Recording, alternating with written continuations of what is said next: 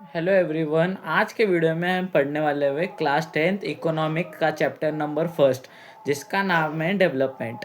तो हम इस चैप्टर में डेवलप के बारे में जानेंगे कि डेवलपमेंट क्या होता है, कैसे होता है, इसे कैसे मेजर किया जाता है और हमारी लाइफ कैसी बेहतर हो सकती है।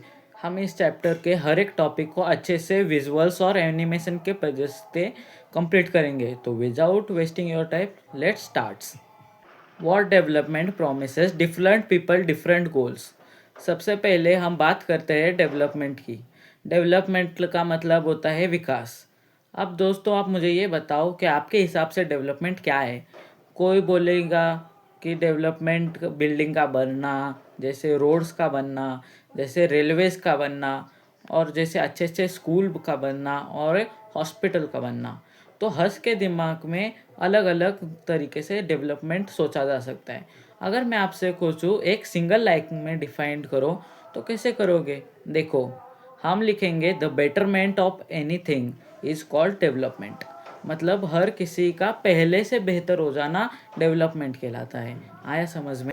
वॉट जो अलग अलग लोगों के डेवलपमेंट गोल्स होते हैं वो अलग अलग होते हैं। फॉर एग्ज़ाम्पल, एक किसान होगा तो उसका चाहता होगा उसके फसल से उसको ज़्यादा इनकम मिले, मतलब ज़्यादा से प्रॉफिट हो, मतलब वो उसका डेवलपमेंटल गोल होगा। सिमिलरली जैसे एक लेबर होगा, लेबर उसका उसका डेवलपमेंट होगा एक दिन में उसको ज़्यादा पैसे मिले, वो उसका डेवलपमेंट होगा। मतलब एक बॉय है समझो, तो उसको कार मिल जाना, ये उसका डेवलपमेंट है। तो हर एक गर्ल का मतलब होगा कि उसको सिंगर बनना है, तो वो उसका डेवलपमेंट होगा। यहाँ से पता चला कि अलग अलग लोगों के अलग अलग डेवलपमेंट ये होते हैं, यानी कि different people can have different development goal. लेकिन दोस्तों, कई बार ऐसा होता है, एक के लिए डेवलपमेंट होता है वो दूसरे के लिए डिस्ट्रक्टिव हो सकता है। जैसे कि डिस्ट्रक्टिव हो सकता है, जैसे कि आपको चाहते हो कि डैम बन जाए, क्योंकि इससे हमें फ़ायदा है, अच्छी इलेक्ट्रिसिटी मिलेगी, अच्छी वाटर सप्लाई मिलेगी। लेकिन वही ट्राइब्स की पॉपुलेशन होगी उनके लिए अच्छा नहीं है, क्योंकि अगर डैम बनता है उनको तो अपनी लैंड देनी पड़ेगी, क्योंकि उनके लिए लॉस होगा। तो यहाँ से कंक्लूजन निकलता है कि जो यहाँ से एक के लिए डेवलपमेंट होता है वो ज़रूरी नहीं है दूसरे के लिए भी डेवलपमेंट हो। कॉन्फ्लिक्ट हो सकता है, बल्कि नुकसानदायक भी हो सकता है। जैसे हमने इस एग्जाम्पल में देखता हो, हम लिख सकते, जैसे कि हमने इस एग्जाम्पल में देखा कि what may be development for one may not be development for other. इसका मतलब है कि एक के लिए जो विकास है वो दूसरे के लिए विनाश। नेक्स्ट टॉपिक से हमारा इनकम एंड अदर गोल्स। दोस्तों, क्या आज के समय में सबके पास अलग अलग पैसा है। देखो, सबको पैसा ज़रूर चाहिए। जैसे कि एक किसान है उसको अच्छे से फसल के दाम चाहिए, एक लेबर है उसको ज़्यादा से ज़्यादा पैसा चाहिए, जैसे एक बिजनेसमैन है उसको ज़्यादा से ज़्यादा प्रॉफिट चाहिए। जैसे मैं साफ साफ शब्दों में कहूँ तो सबको ज़्यादा से ज़्यादा पैसा चाहिए। एवरीबडी वांट मोर मनी, मतलब सबको पैसा ज़रूर चाहिए। लेकिन दोस्तों, ये एक रियलिटी है, जो पैसा ही सब कुछ नहीं होता। क्यों, ये मैं क्यों कह रहा हूँ, जो इसके पीछे एक रीज़न है। क्योंकि इस दुनिया में दो तरह के गोल्स होते हैं। एक होता है मटेरियल गोल, जैसे हम पैसे से खरीद सकते हैं, जैसे कि होम, कार, क्लोथ्स, फ्रिज। तो ये मटेरियलिस्टिक गोल्स होते हैं। दूसरा होता है नॉन मटेरियल गोल, जिसे हम पैसे से नहीं खरीद सकते, जैसे कि equality, freedom, friendship, love, security, respect. ये हम नहीं कर सकते पैसों से। तो कहने का मतलब ये है कि इंसानों के डेवलपमेंट के लिए पैसा ही सब कुछ नहीं होता, बल्कि उसके साथ इन नॉन मटेरियल इसकी भी ज़रूरत होती है। जैसे मानो कि एक व्यक्ति है, उसके बाहर के कंट्री में जॉब लगी, वो अच्छा अच्छा कमा रहा है, पर वहाँ उसके साथ डिस्क्रिमिनेट हो रहा है। मतलब उसको इक्वालिटी नहीं मिल रही है, जॉब सिक्योरिटी नहीं मिल रही है, रिस्पेक्ट नहीं मिल रहा है। आप खुद ही सोचो कि आप अपने को डेवलप फील करोगे? नहीं ना। तो यही मैं आपको बताना चाहता हूँ कि money is not enough for development. मतलब पैसा काफ़ी नहीं है डेवलपमेंट के लिए। In fact, for proper development people look at on both materialistic goals and as well as non material goal. मतलब प्रॉपर डेवलपमेंट करना है तो इंसानों को दोनों को फोकस करना पड़ेगा, मेटेरिक और एक नॉन मेटेरिक गोल दोनों पे। और आपने एक बात नोटिस की, हमारा जो टॉपिक है इनकम एंड अदर गोल, ये भी यही कहता है, इनकम ही सब कुछ नहीं है। मतलब इनकम के अलावा अदर गोल्स भी बहुत इंपॉर्टेंट रोल प्ले करता है। अगला टॉपिक है नेशनल डेवलपमेंट। अभी तक हमने जो पढ़ा वो पर्टिकुलर एक व्यक्ति के लिए था, तो हमने ये जाना डेवलपमेंट के लिए एक व्यक्ति के हिसाब से क्या होता है। लेकिन इस टॉपिक में हम जानेंगे कि नेशनल डेवलपमेंट क्या होता है, पूरे नेशन का डेवलपमेंट कैसे होता है। तो यहाँ लोगों के अलग अलग थॉट्स होते हैं। कोई कहता है देश के लोगों को तब डेवलपमेंट होगा तो जब गवर्नमेंट अच्छी होगी, और कोई लोग कहते हैं कि जब हेल्थ सेक्टर अच्छा होगा, और कोई लोग कहते हैं जब एजुकेशन सिस्टम इम्प्रूव होगा, और कुछ लोग ये कहते हैं जब पेट्रोल का दाम कब होगा। तो ये कहने का मतलब ये है कि अलग अलग लोगों के अलग अलग डेवलपमेंट गोल्स होते हैं। वैसे ही नेशन के डेवलपमेंट के प्रति लोगों के अलग अलग डेवलपमेंट गोल्स हो सकते हैं। यहाँ आप देख सकते हो, यानी कि हम लिख सकते हैं developed people could have different notions towards national development. जो तब लोगों के अलग अलग विचार होंगे तो वो कॉन्फ्लिक्टिंग भी हो सकते हैं। इसलिए जब भी कोई किया जाता है डेवलपमेंट के लिए, तो ये ध्यान रखा जाता है कि उसे ज़्यादा से ज़्यादा लोगों के प्रॉफिट हो और लॉस की गुंजाइश कम हो। जो अब दोस्तों हम ये तो जानते हैं कि देश का विकास होना नेशनल डेवलपमेंट होता है, पर नेशनल डेवलपमेंट को डिफाइन कैसे करें हम, तो इसको एक्चुअल डेफिनेशन है, देखो, the ability of the country to improve the living standard of the it's citizens is called national development. ये आप अपने एग्ज़ाम में भी लिख सकते हो। मतलब एबिलिटी ऑफ द कंट्री, मतलब कंट्री की जो एबिलिटी है, मतलब का मतलब यही है कि जब देश की लोग तरक्की करेंगे तभी लोग कंट्री डेवलप करेगी। ये कब होगा, जब अच्छी एजुकेशन मिलेगी, मेडिकल फैसिलिटी मिलेगी, पब्लिक फैसिलिटी मिलेगी, और जब लोगों को जॉब यानी एम्प्लॉयमेंट मिलेगी। आया समझ में। तो how to compare different countries और स्टेट्स। आपने देखा होगा कि कोई कंट्री डेवलप्ड होती है, कोई कंट्री अंडर डेवलप्ड होती है, तो ये पता कैसे चलता है डेवलप्ड है या अनडेवलप्ड है। तो ये हम पता करती है इनकम के बेसिस पे। तो कंट्री कितना कमाती है, इस आधार पे हम कंपेयर करते हैं टू कंट्रीज़ को, तो हमें डेवलपमेंट का पता चल जाता है। और जो कंट्री के जितने ज़्यादा इनकम होगी वो उतनी डेवलपमेंट होगी। For comparing countries, income is considered to be one of the most important attributes. यहाँ याद रखना, मैंने क्या बोला, the one of the most, मतलब इनकम जो है one of the most important attribute है कंट्रीज को कंप्लीट करने को। तो इसके अलावा भी और होते, हम आगे डिस्कस करेंगे।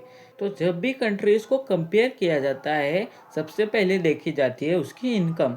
वो भी कौन सी इनकम, एवरेज, मतलब पर कैपिटा इनकम, जिसे हम एवरेज इनकम भी कहते हैं। तो ये क्या होती है पर कैपिटा इनकम।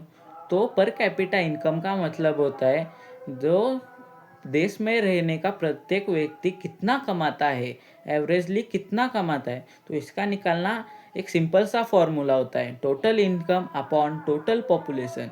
इससे हम पता चल सकता है कि पर कैपिटा इनकम निकाल सकते हैं। फॉर एग्जांपल, एक कंट्री है जिसमें 4 लोग रहते, ए बी सी डी। एक 3 रुपये कमाता है, बी 7 रुपये कमाता है, सी 2 रुपये कमाता है, और लेट सपोज डी 4 रुपये कमाता है। और आपको पर कैपिटा इनकम निकालनी है इस कंट्री की, तो कैसे निकालोगे। तो आप फॉर्मूले को देखो, तो फॉर्मूले के हिसाब से टोटल इनकम आएगी सबसे ऊपर। तो टोटल इनकम है, सबको ऐड कर दो, कितने आ जाएगी, 16 आ जाएगी। या कि टोटल इनकम है 16 रुपीज़। तो नीचे आएगी टोटल पॉपुलेशन, कितने लोग हैं, 4 लोग। तो डिवाइड करेंगे 4 से, तो आंसर आ जाएगा 4, यानी कि इस कंट्री की पर कैपिटा इनकम है 4। आया समझ में आपको।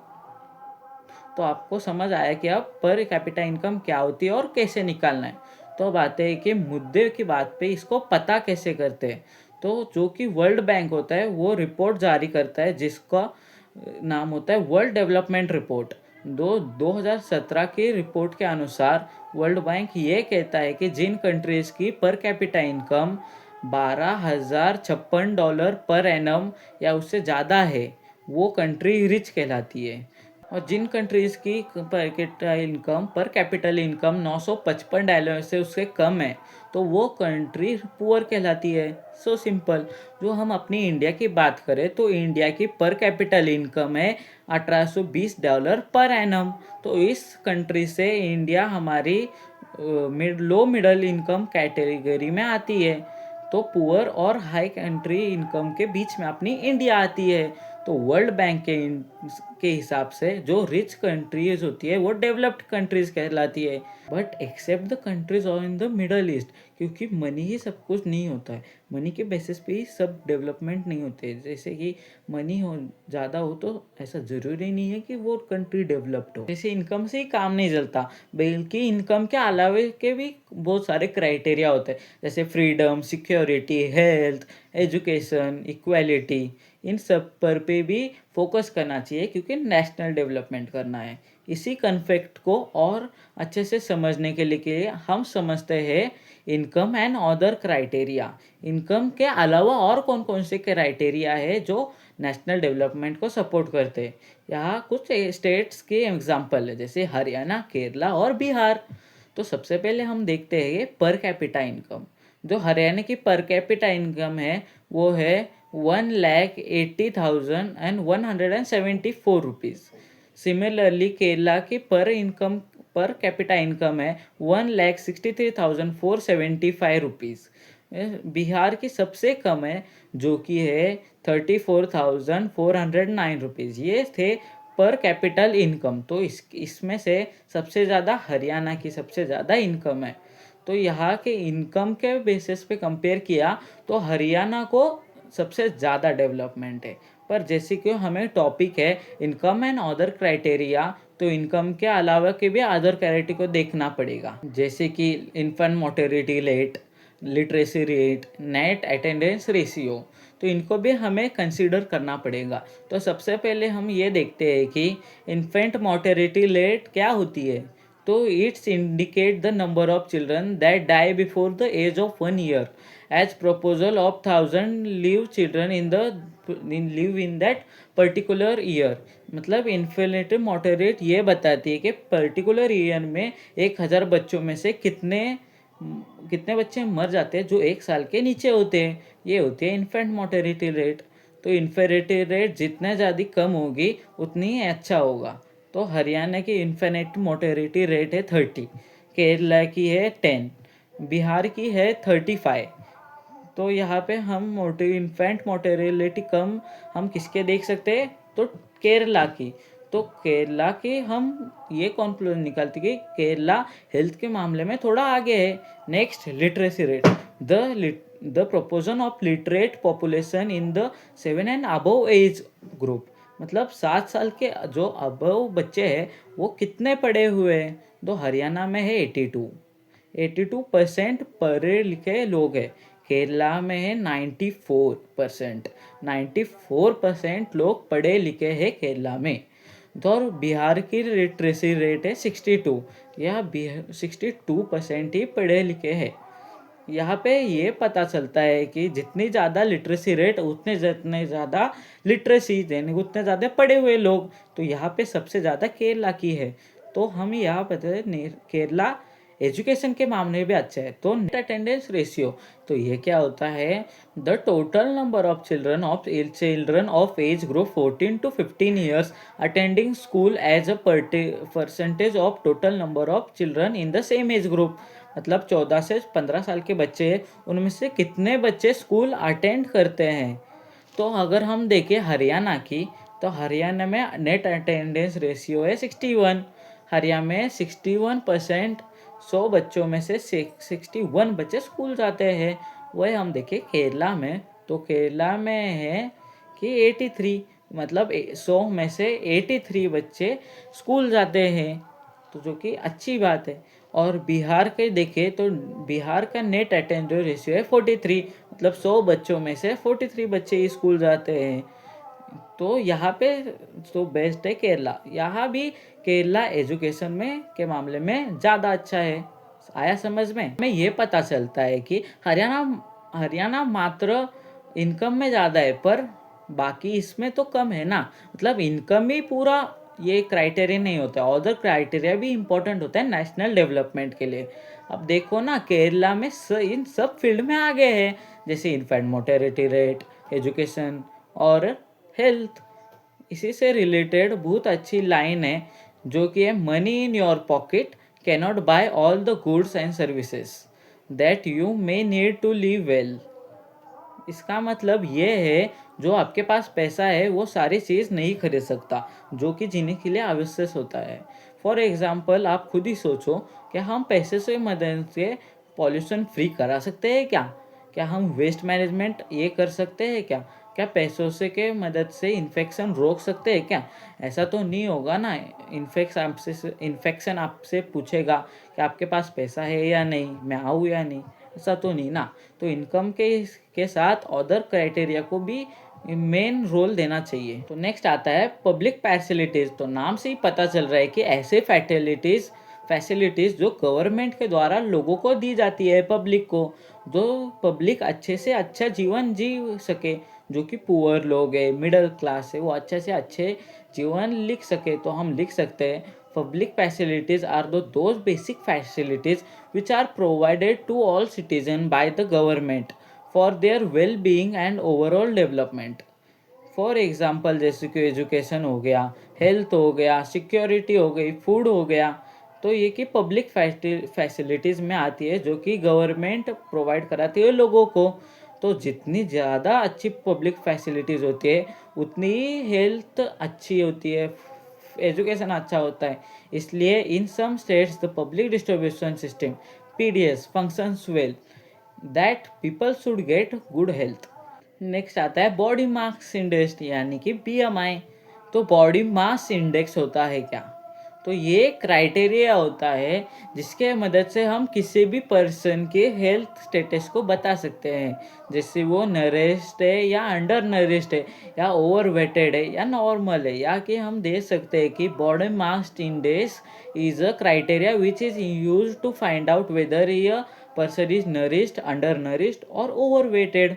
यानी कि बॉडी वेट मास कैसे निकालते हैं, how to find body mass index. तो इसका एक फॉर्मूला होता है जो कि है वेट अपॉन हाइट का स्क्वायर।